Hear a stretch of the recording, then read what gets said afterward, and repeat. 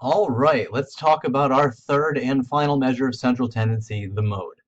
The mode is the single easiest measure of central tendency to calculate, but it's also the least valued because it gives us the least information.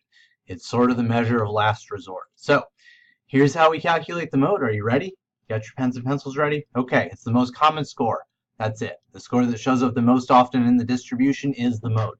Hey, but what if two scores show up and they're tied? They both tie for the highest frequency. They're both the mode. Congratulations, you got them.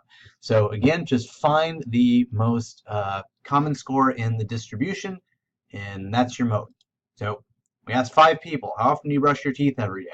Which number occurs the most frequently? Is 2.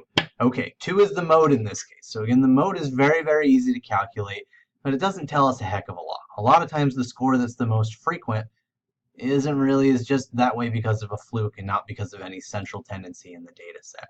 So we don't use it very often because, again, it's not that informative. Here's when we can use it, for nominal variables.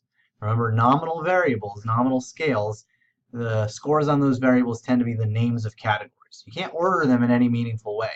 You can't talk about being higher or lower or having more or less of those variables. So you can't calculate a mean because there's no such thing as higher or lower. You can't, average them together. They're not quantifiable. You can't calculate the median because you can't order people from lowest to highest on those variables. All you can do is say which one's the most common.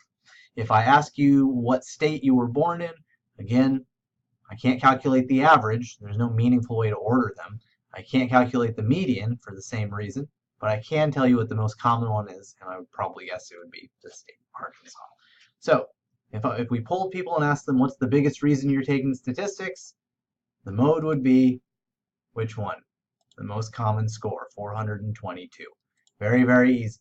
All right, that's all we've got for this one, and we are going to come back and finish up with central tendency. I'll see you there.